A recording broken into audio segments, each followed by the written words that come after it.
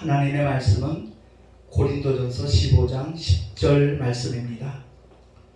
그러나 나 된 것은 하나님의 은혜로 된 것이니 내게 주신 그의 은혜가 헛되지 아니하여 내가 모든 사도보다 더 많이 수고하였으나 내가 아니요 오직 나와 함께 하신 하나님의 은혜로라. 아멘. 기도하겠습니다. 사랑과 은혜가 풍성하신 하나님 아버지 감사합니다. 오늘도 주의 진리의 말씀에 귀를 기울일 수 있는 복된 시간 주셨사오니 성령 하나님께서 우리 모두를 진리 가운데로 인도하여 주시옵소서. 모두가 다 자유함을 만끽하며 그 자유함의 소식을 만나는 모든 사람들에게 전할 수 있는 자리까지 나아갈 수 있도록 주께서 은혜 위에 은혜를 더하여 주시옵소서. 우리 구주 예수 그리스도 이름으로 감사하며 기도하옵나이다. 아멘. 이 세상에 사는 모든 사람들이 사실은 하나님의 은혜로 살아가는 사람들입니다. 근데 특히 성도들은 바로 그 내용을 알고 나는 하나님의 은혜로 삽니다 라고 고백을 하는 것이죠. 모든 것이 합력하여 선을 이루시는 하나님이 계시기 때문에 우리는 주님만 바라보고 믿고 의지하며 살아가기만 하면 늘 행복한 삶이 펼쳐질 것이고 궁극적으로 영원한 생명과 승리의 길로 달려가게 될 줄로 믿습니다. 하나님의 은혜가 아닌 것은 사실 없습니다. 햇빛과 비를 주시고 이 세상에 살아가는 모든 것이 하나님의 은혜 가운데 우리가 살아가고 있는 것이거든요. 근데 특히 복음을 듣고 믿음으로 화합하여 그 결과 죄의 사함과 구원을 받은 하나님의 사람들, 가장 특별한 은혜라는 것을 깨닫고 있는 것이지요. 근데 우리의 믿음까지도 하나님의 은혜로 말미암아 주어진다는 것을 우리가 가끔 망각할 때가 있습니다.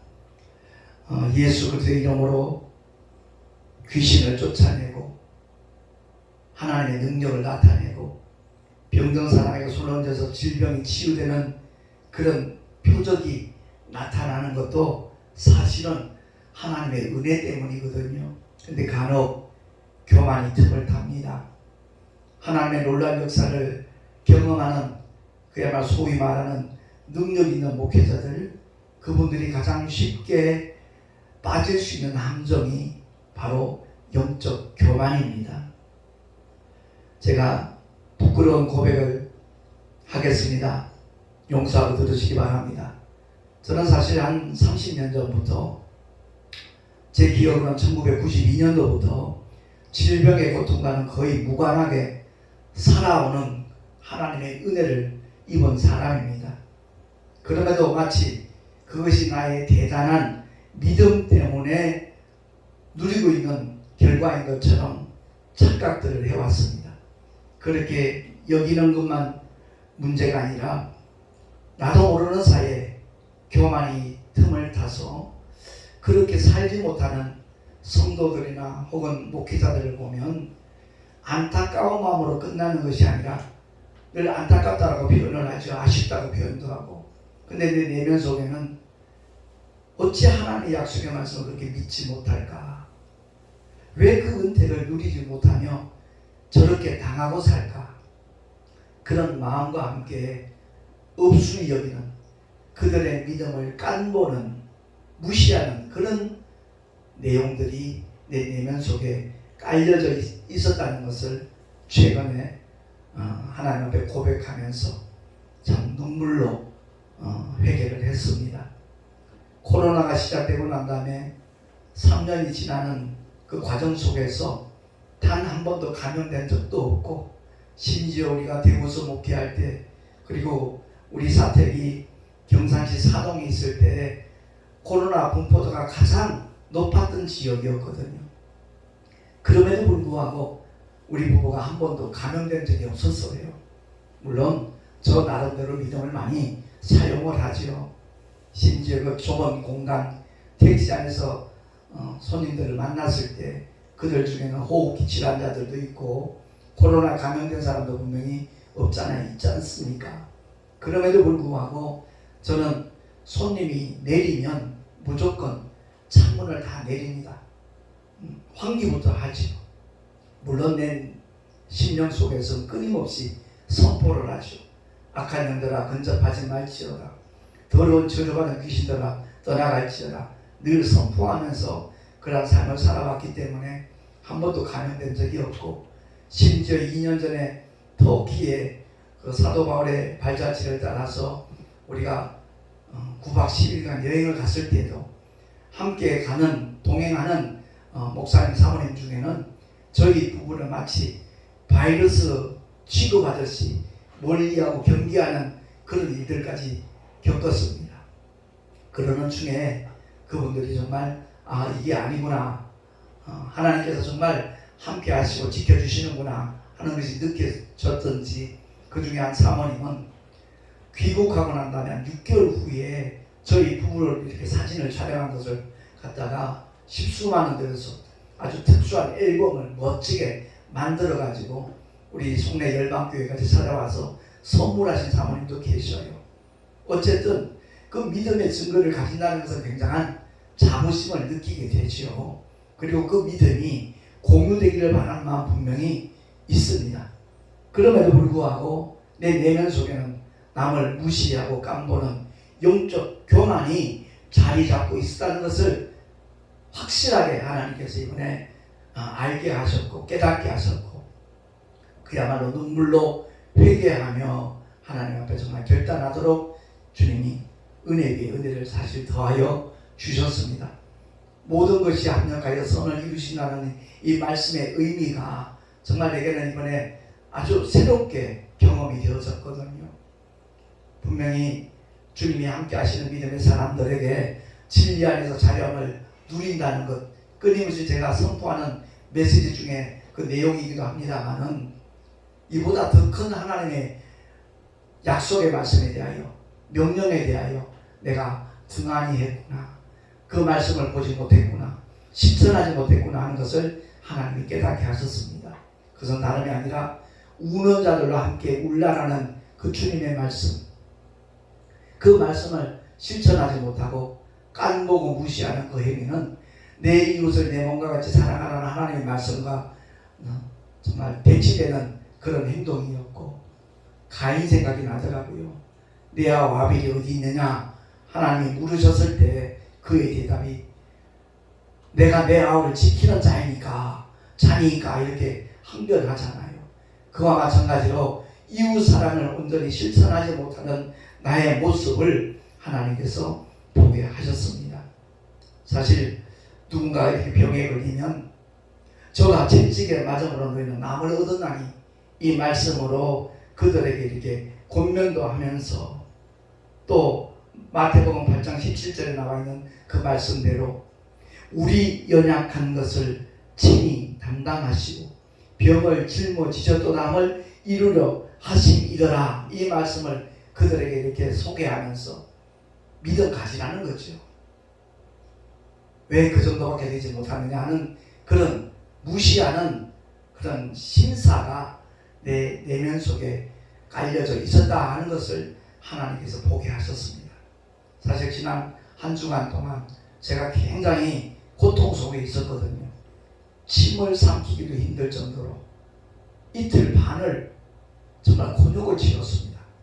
울며 하나님 앞에 호소했죠. 잘못했습니다. 하나님 고쳐주세요.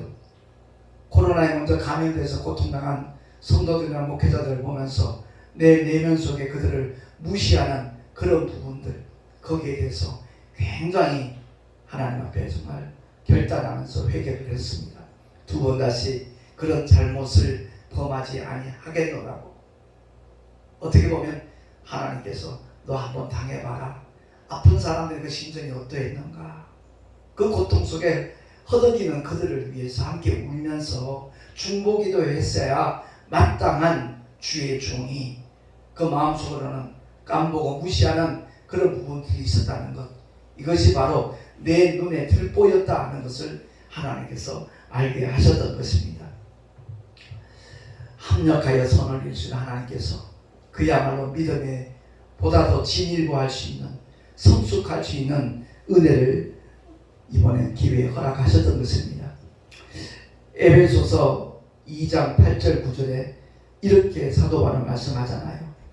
너희가 그 은혜를 인하여 믿음으로 말미암아 구원을 얻었나니 이것이 너희에게서 난 것이 아니요 하나님의 선물이라.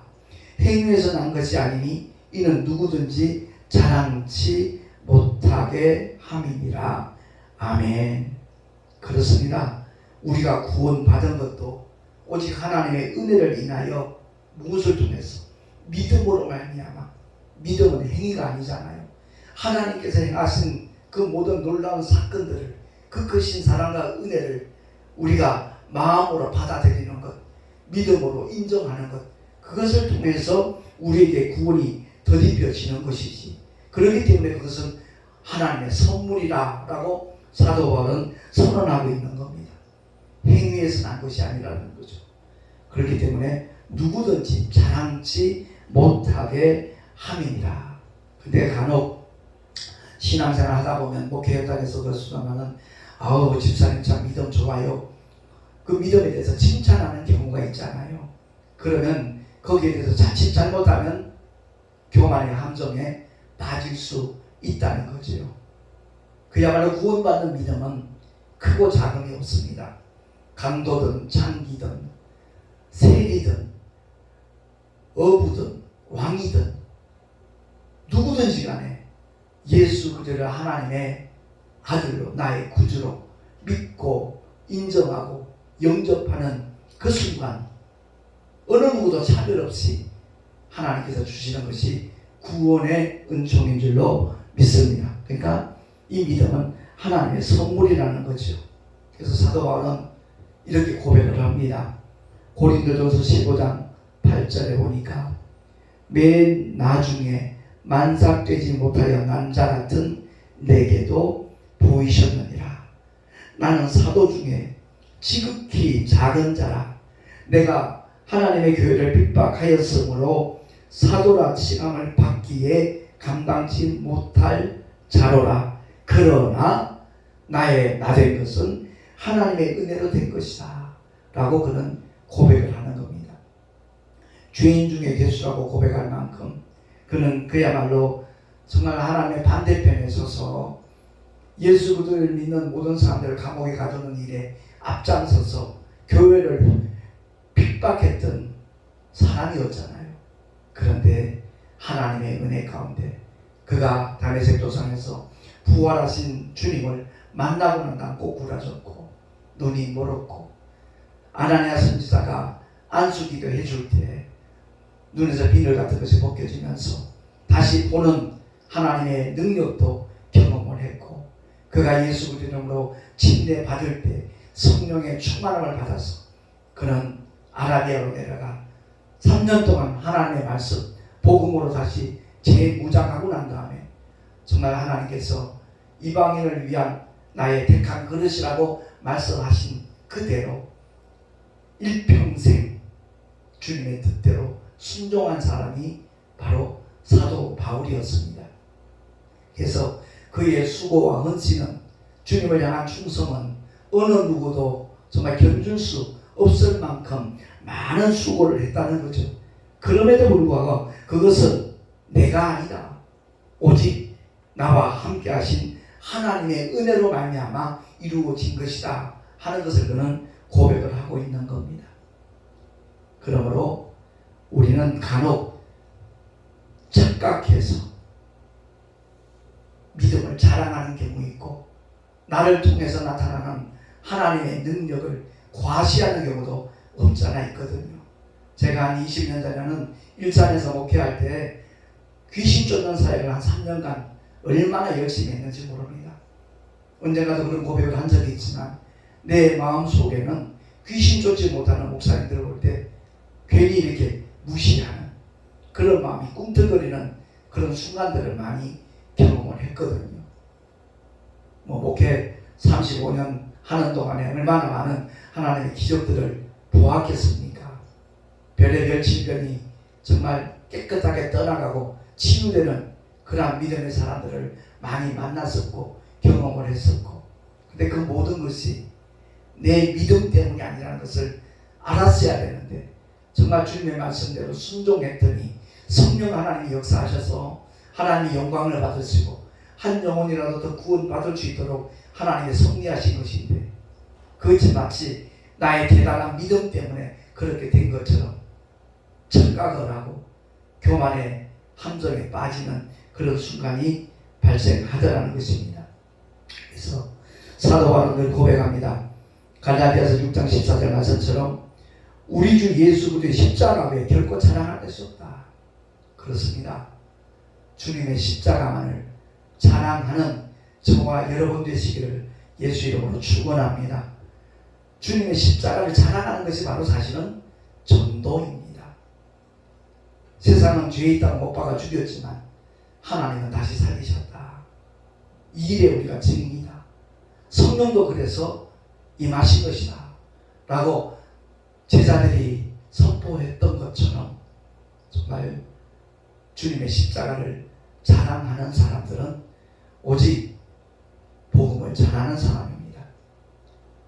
그야말로 세상 죄를 다 짊어지시고 누명을 쓰고 십자가에 처형당하신 예수, 그는 죄와 무관한 거룩하신 하나님의 아들이시라는 것을 하나님이 입증을 하셨잖아요.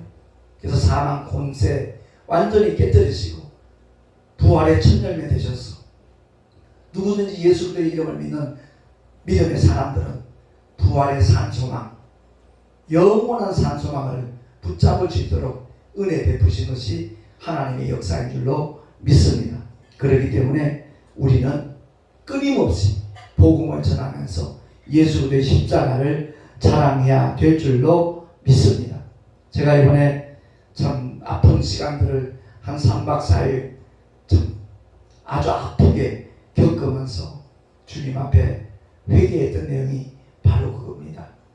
우는 자들로 함께 울지 못했던 나를 주님 용서해 달라고, 분명히 로마서 12장 15절 16절에 바울을 통해서 이와 같이 말씀하셨거든요.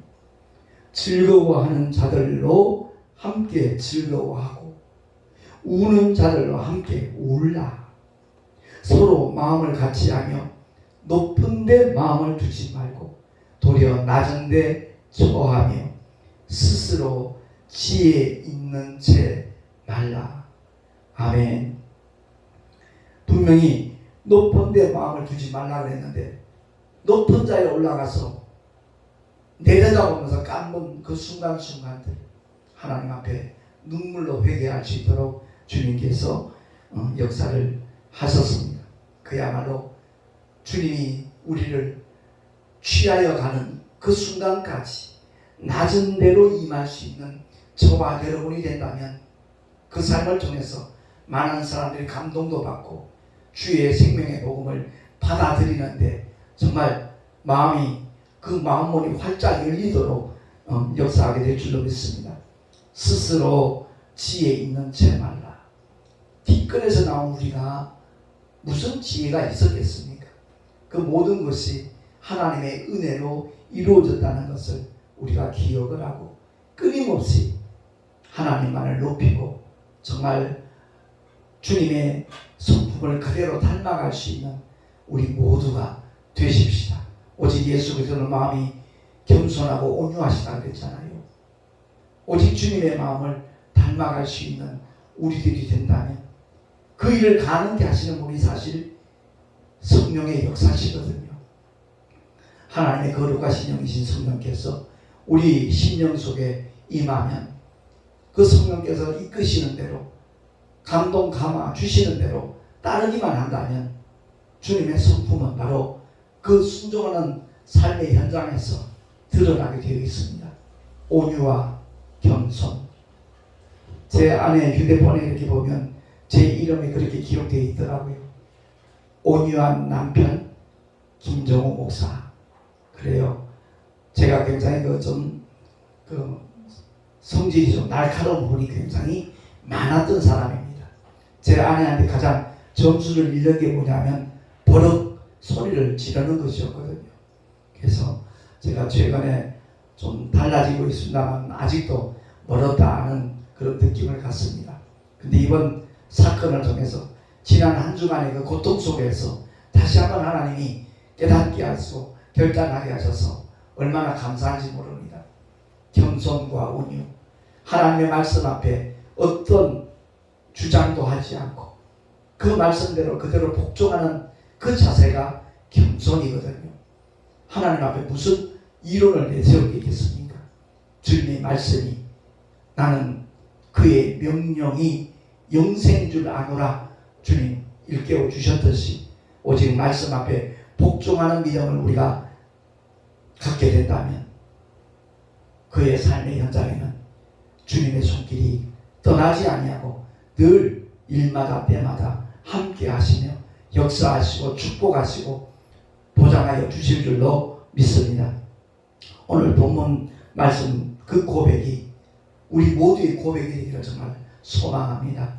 우리는 하나님의 택하심을 받고 부르심을 받았어. 정말 어느 누구도 이 세상에서 얻을 수 없는 그것을 값없이 얻은 자 되었잖아요. 그것이 하나님의 은혜라는 겁니다.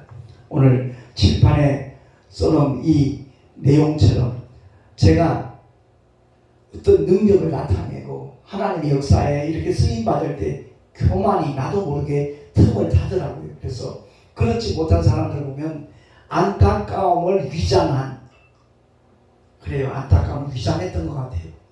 이웃을 판단하고 무시하는 그런 모습이 겉으로 별로 나타나지 않았는지 몰라도 내 내면 속에는 아주 깊게 이렇게 자리 잡고 있었더라고요. 그래서 우는 자들과 함께 울려가는 이 말씀과 무관한 삶을 살아왔기에 이번 사건을 통해서 하나님은 철저하게 깨닫게 하시고 정말 회개하게 하셨고 다시 결단하도록 하나님이 역사하신 줄로 믿습니다. 감사합니다. 고린도전서 15장 10절 말씀이 우리 모두의 믿음의 고백이 되기를 다시 한번 소망하면서 제가 다시 한번 읽도록 하겠습니다.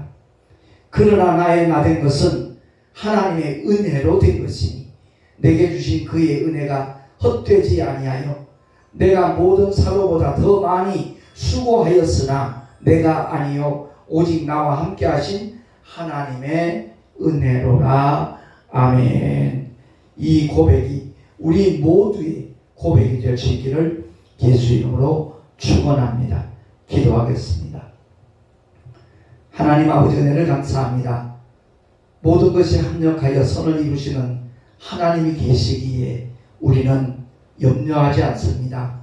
걱정하지 않습니다. 불안하지도 또한 두려워하지도 않습니다. 오직 주님이 이끄시는 대로 감동 감화 주시는 대로 따르며 순종하는 삶을 살아갈 수 있도록 주께서 역사하여 주시옵소서. 우리 구주 예수 그리스도의 이름으로 감사하며 기도하옵나이다. 아멘. 교회 소식 전하겠습니다.